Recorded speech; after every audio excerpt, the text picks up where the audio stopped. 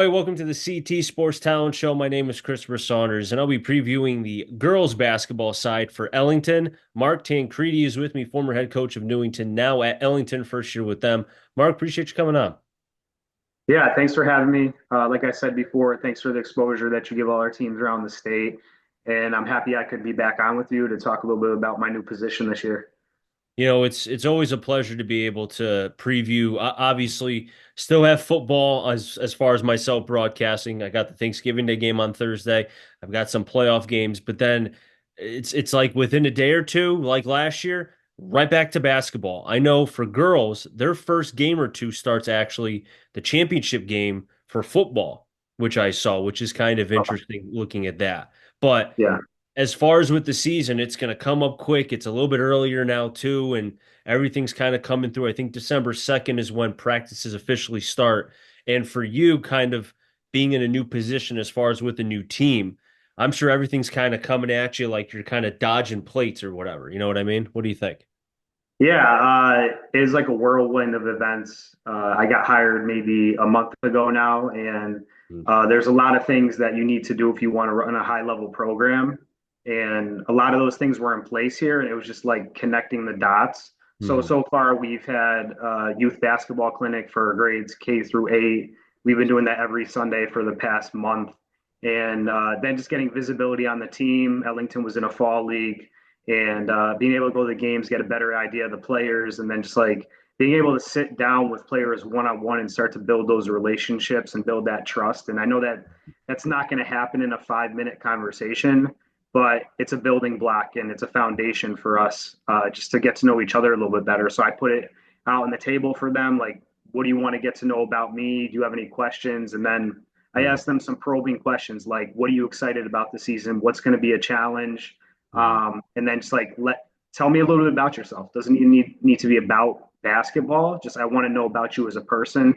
Mm-hmm. Because at the end of the day, this is academic based athletics, and winning is important, but we're also trying to just set people up, young people up for success when they leave their high school setting. Now, when you were talking to the players, obviously, approaching them for the first time, some may be anxious, some are like, oh, Yeah. new coach, the whole nine, yada, yada, yada. So you're trying to break the ice, right? I know when I talk to people who I have on here, if I have a sense that they're nervous or they're kind of like maybe not knowing what to say, I try to crack a laugh with them, or I'll be like, so what kind of, music do because I'm still kind of close in age. So like I still listen to hip hop, I listen to rap, I know who Boogie, whatever, Trey Songs, all them, right? You kind of know what I'm saying. Yeah, So yeah, yeah. when you're trying to connect with this generation, I don't know if it's Gen Z or Gen 100, whatever they are now. How are you able to kind of stay in the times and connect with them? How do you do that? Yeah, well, I mean, first I'm an educator, I'm a teacher, so like I picked up tools to connect with youth and our younger players and just like trying to find some kind of connection point. Like we had a silly conversation with one of our players, like, what's your favorite pizza spot? I love pizza. So it's like, tell me like what's around here, what do I need to know, where do I need to go, and just like kind of breaking the ice that way. And then just again asking probing questions and things that people can uh, tell you about themselves because everybody loves to talk about themselves, right? So just like tell me about who you are and where you've been and where you want to be and like how I can get you to be your best self. That's been the message ever since I've been coaching at Newington or at Ellington. It's just try to be the best possible version of yourself, whatever you can give us so we can be successful. And we're all trying to row towards a common goal. So there needs to be that connection piece there if we want to get there. We're not going to get there if there's not that connection. No, like you said, being able to have that connection and being able to know that the players trust you, you trust the players and such. I mean, I don't know too many teams that have success when the players hate each other, they hate the coach, then they hate everything else. I mean, I've seen nothing but dysfunction. Just look at the Giants. Although Dallas won today, you could look at their mishaps and everything. But Yeah, I digress. The point is, though, I think you being able to do that is awesome, coach. thank Um, you. Looking at it from now, you're in a new conference. Yeah, CCC is a little different than the NCCC.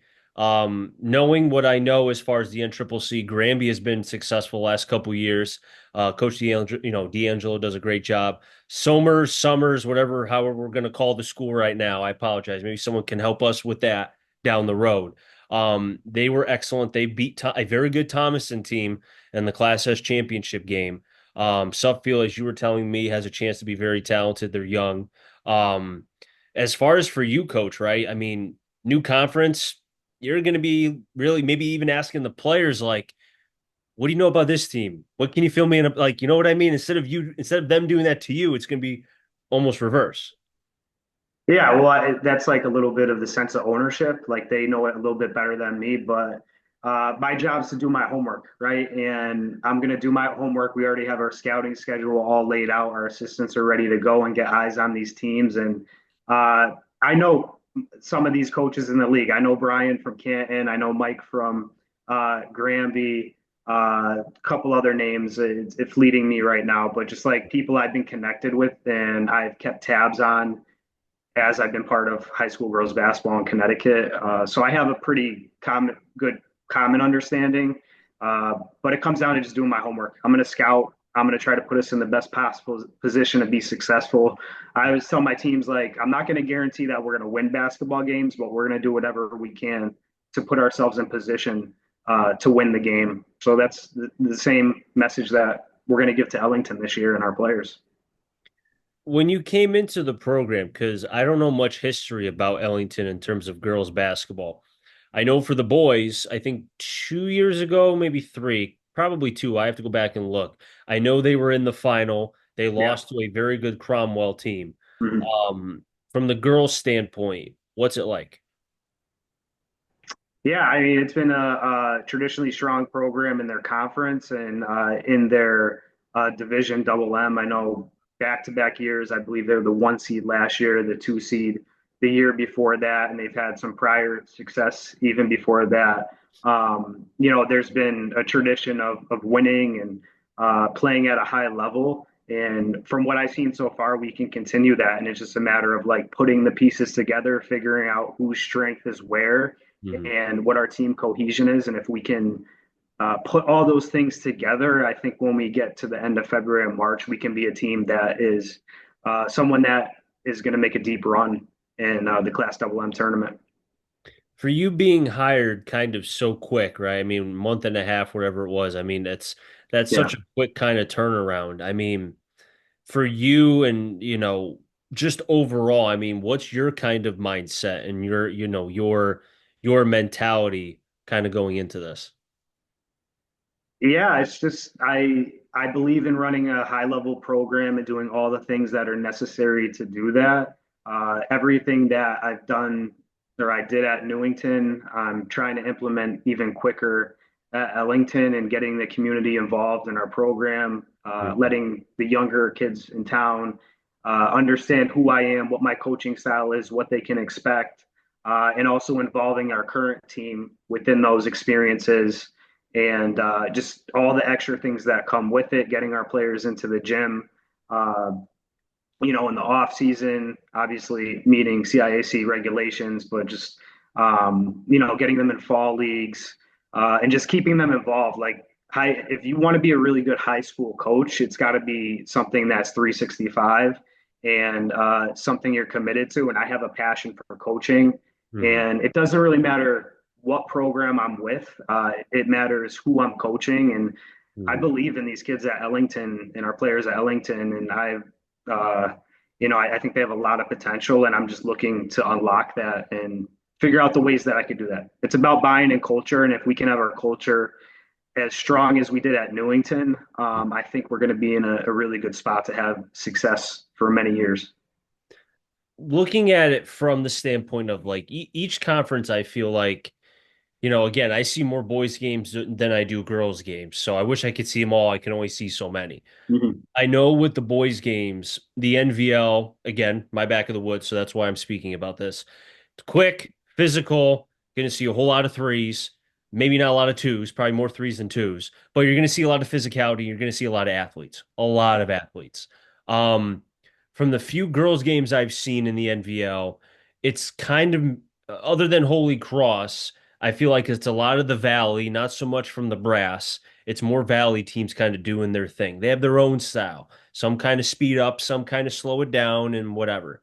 Yeah. For the NCCC, have you been kind of able to gather, or maybe from what you know from your past being at Newington, what kind of style does the NCCC have for basketball? Yeah, I mean it's a great question. I'm not too familiar because we didn't play many of the teams in the regular season. I know that we like had scrimmage Bolton 2 years ago when they were the one in Class S, and Canton we've scrimmaged, and even Granby. But we I don't really have a strong sense, but I'm not too worried about that. I'm worried about what we're going to bring to the table and what our style is going to bring. Hmm. You see that in like college basketball. I'm a huge college basketball fan. College basketball all the time, and it's like each conference has their kind of niche of like what they're great at. Yeah. So we'll figure that out once we're in these games. But I just want Ellington to be known as a team that's extremely tough, just like we did at Newington. Has really strong basketball IQ and is going to dominate the little details in the game that's going to allow us to win basketball games. I mean, hey, if college basketball can be like what the football side has been with all the Yeah, upsets that happened last night in the yeah, not yeah. even so much in college football, but in the SEC alone, Yep. with Alabama losing, with Yep. Ole Miss losing, with Texas A&M losing in four overtimes to Auburn. I mean, I would love to see that from the college basketball standpoint. And Mhm. I know I'm glad you mentioned that too, because I know you're big into. I don't know how you find time for it. God bless you. I wish I could find time like you do. Um, You just, I don't sleep. That's what it comes down Oh, to. perfect. All right, I'll have to take up on that. I just won't. I I don't can't sleep recommend it. anyway. I don't recommend it. I can barely sleep, but you know what? Maybe I'll try that. Um, Speaking of that, from the college standpoint, I was talking with, and I can't remember, it may have been Coach Malone from East Catholic. We were kind of talking about college basketball and how the NBA is like a fart in the wind. Can't watch it. It's like it doesn't even exist. It's awful, terrible. College basketball, it's funny too because in football, speaking of that, Andy Reid from the Chiefs said he watches college football games not to steal, but to take their ideas and implement that into his schemes offensively. Yes. Yes. Um, for you watching as many college games as you do, are you able to take some of the stuff that you see on the boob tube and can kind of implement that into your coaching styles? Yeah, to a certain extent. I mean, like, it really depends on the personnel you have and Hmm. the system you already have in place. But I'm always finding myself, when you're a coach, it's hard to watch a game because you can't watch it as a fan and just for what it is. You're like, what's coming next? What's the strategy here? Like, oh, I like what they did there. Should I do that? So it's really difficult. But I always find myself like, I get my phone. I'm like, I got to take a video of this play because this is something I want to keep in my back pocket for later on in the season. Hmm. And I really love to follow coaches. I think like as I've grown as a coach, like when I was younger, I was like, oh, it's all about the X's and O's, and like that's what's going to win us games. And it's very little of that when you become a more experienced coach. It's how can you put your team together? How can you motivate and inspire your players? Hmm. And like how can you have them become? I'm big on leadership, so how can you have them become leaders? So I really just like listen to these coaches and see how they navigate games and situations. And I love like the Kelvin Sampsons, the Shaka Smarts, love Tony Bennett when he was at Virginia. Just like a collection of coaches that they have really strong cultures within their programs. And it's like, how do they execute that? Like, how do they tap into their players to get the most out of them? How do they also coach now with the transfer portal and NIL Yeah. stuff too?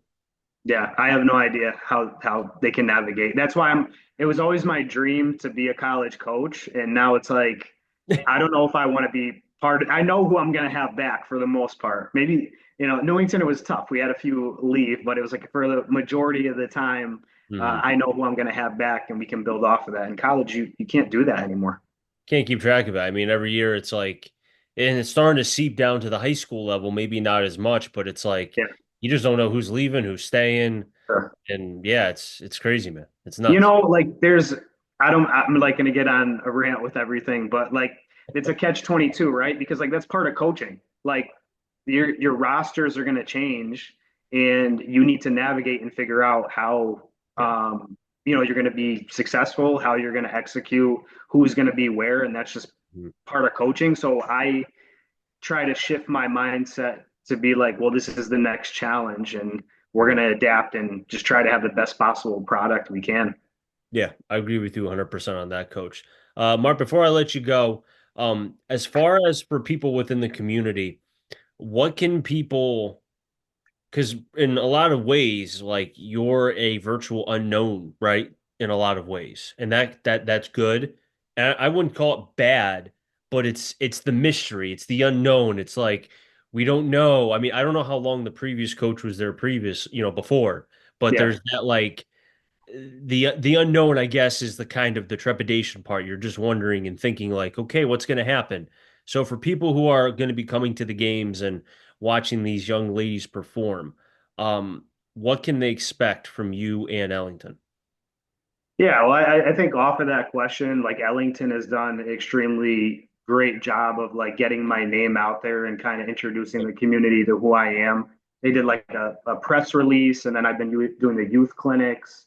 So like everybody that wants to be involved with Ellington basketball kind Mhm. of has seen me in some kind of way and known about where I've been and who I am. But in terms of seeing us this year, I just want to be a role model for our student athletes and for our community and just like have people come into the gym and be like, that's a really good coach. And not because of the players that I'm or the plays that I'm running, but just like the way that I navigate games and I navigate interacting with our players and the effort that I put into trying to make our program, just operate at a high level. They know that I care and that I'm passionate about Ellington basketball and the community. Coach, I appreciate you coming on. Best of luck this season. Hopefully, our paths will cross at some point. I know they did a couple years ago at Mohegan. That was a lot of fun. Hopefully, maybe I can see you before Mohegan. But regardless, best of luck this season, Coach, in your first year with Ellington. All right. Thanks for having me on. I appreciate it and look forward to touching base with you soon. Always wrap things up in the CT Sports Talent Show. Next time, stay safe. Remember, CT stands for Connecticut Talent. I'm sure you find them all. Enjoy your day, everybody, and be well.